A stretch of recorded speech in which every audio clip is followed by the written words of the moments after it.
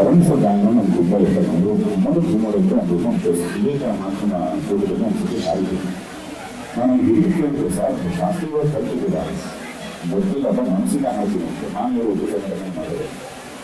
ಅಂದರೆ ಮನಸ್ಸಿಗೆ ಯಾವ ಮನುಷ್ಯ ಏನು ಕೆಲಸ ಮಾಡಿದ್ರು ಅದು ತುಂಬ ಯಾವುದೋ ಶಾಲೆ ಸ್ಕೂಲಿಗೆ ಹೋಗಿ ಕಲ್ತಿದ್ದಕ್ಕಿಂತ ಕಾಣ್ತಾನೆ. ಅದು ಅವತ್ತು ಇಡೀ ವೇದಿಕೆ ಒಂಥರ ಸಣ್ಣ ಬಿಟ್ಟಿದ್ರು ಹಾಗಲ್ಲ. ಅದನ್ನ ಹೇಳಿದೆ ನನಗೆ ಆಲ್ಪುರ ಮತ್ತೆ ಕಲ ಕೈಯಿಂದ ಇವರು ತೋರಿಸ್ತೀವಿ.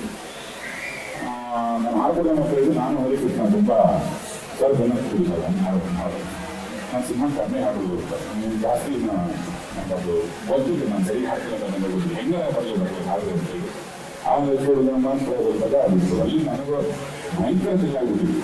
ಅಂದರೆ ಯಾವುದೋ ಒಂದು ಕಂಠ ಅಥವಾ ಅವ್ರ ವ್ಯಕ್ತಿತ್ವ ಮನಸ್ಸಿಗೆ ಹತ್ರ ಆಗೋದಕ್ಕೆ ಹಲವಾರು ಕಾರಣಗಳಿರ್ತವೆ. ಹಾಗೆ ನಾನು ಅವ್ರನ್ನ ಕರೆಯೋದೇ ಮಾಸ್ತರ್ ಅಂತ ಉತ್ತರ ಕರ್ನಾಟಕ ಬಂದು ತೋರಿಸ್ತೀವಿ. ಒಂದು ಸಿನಿಮಾ ಮಾಡಬೇಕು ಅದನ್ನು ಹಾಗೆ ಗಾಡಿ ಹಿಂಗೆ ಮಾಡಿ ಇಟ್ಬಿಡ್ಬೋದು. ಅವತ್ತಿಂದ ಒಂದು ದೋಸ್ತಿ ಒಂದು ಗಾನನ ಸಲ ಬಿಡಬೇಡ್ರಿ, ಅದೊಂದು ನಿಮ್ಮ ಕಂಠದಲ್ಲಿ ಇದ್ದಾಗ ನೀವು ಅದನ್ನು ಅವಾಗವಾಗ ತಯಾರು ಮಾಡಿ ಅವಾಗವಾಗ ಒಂದು ಹಾಡು ಹಾಡು ಹಾಡು ಹಾಡು ಹಾಡು ಅಂತೇಳಿ ನಾನು